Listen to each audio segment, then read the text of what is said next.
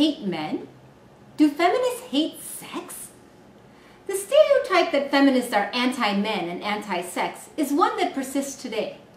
Even Lady Gaga, unconventional sexual provocateur and reigning pop music icon, famously said in an interview a few years ago, "I am not a feminist. I hail men. I love men," thus feeding the stereotype that feminists hate men.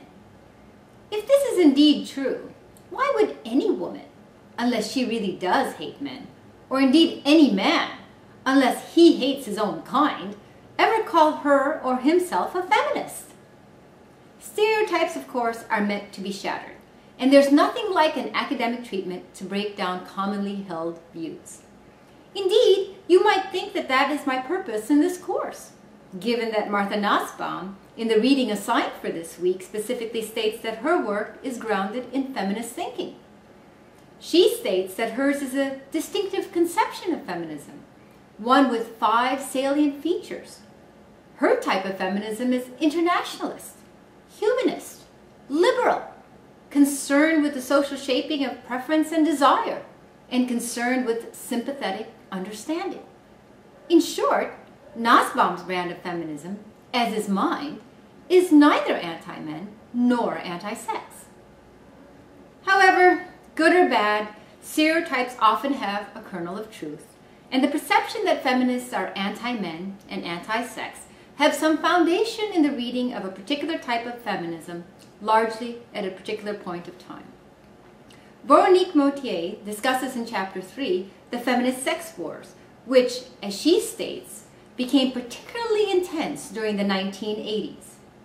This is when we clearly see the divide between radical feminists and sex radical feminists, both born out of the sexual liberation movement of the 1960s and 1970s, a movement arguably precipitated by the revolutionary impact of the birth control pill. As Mottier tells us, the uncoupling of intercourse and reproduction involved a radical transformation of the conditions of female sexuality with, in turn, profound consequences for male sexuality. The rise of sexual permissiveness and the emergence of new meanings around love, sex, and relationships, which spread across the Western world, transformed the landscape of sexuality. The question arose, however, on what sexual liberation meant for women. On one side were those who asserted that sexual liberation was crucial for women's liberation. No longer fearing pregnancy, women could experience the sexual freedom that men have always had. On the other side were those who argued that the sexual revolution was less an increase in sexual freedom for women and more about the fulfillment of male fantasies about female availability, so that the rhetoric of sexual liberation merely legitimized male control of women's sexuality. Are women really sexually free? Or are men still in control? As decades have passed since the sexual revolution in the West, are we seeing sexual equality between men and women so that the 21st century has heralded an age where female sexual pleasure is as much the norm as male sexual pleasure? Is the hookup culture of your generation a sex-for-all zone where both partners are satisfied? Or is casual sex, as some recent studies have shown, still more problematic for women, leading to low self-esteem, drug and or alcohol abuse, and depression? There has been little evidence, in contrast, that such results are found with men. In other words, have young women of your generation been deceived to want casual sex? Because they really don't. Believing that hookups are for their sexual pleasure, when in fact it is the men who are the only true beneficiaries. The idea of female sexual pleasure, female sexuality, is at the root of the feminist sex wars, and that is the focus of our work this week. I have asked you to read the first 3 chapters of the little text by Mottier, as well as several pages in Martha Nussbaum's introductory chapter in Sex and Social Justice. I have 3 primary goals in this module. First, I want to introduce you to the study of sexuality, albeit as a very short introduction, as per the subtitle of Mottier's text. Mottier provides a readable, historical treatment of the subject, and that is why I begin the course with a complete reading of her text in the first 2 weeks.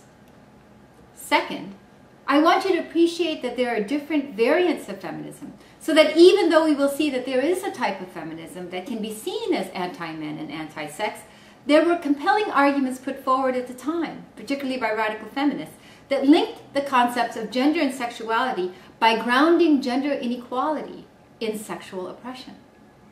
Whether that sexual oppression has resonance today is one that we will assess.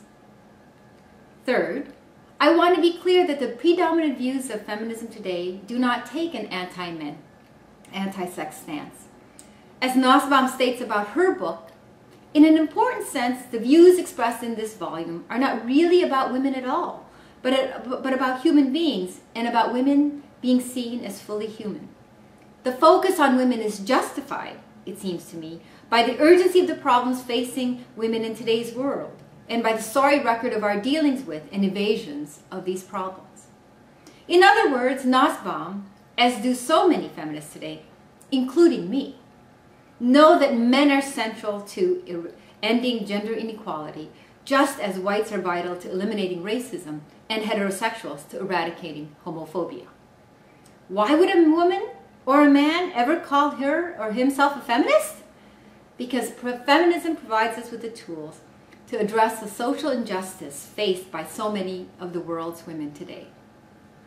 And as plainly put by Nussbaum, because women's inequality in other areas of social life contributes to the sexual mistreatment of women, and the desire to control women's reproductive functioning and to maintain control over their sexuality has been a major impetus behind various restrictions on women's public role. Gender inequality remains intricately connected in the way power is exercised over women's lives.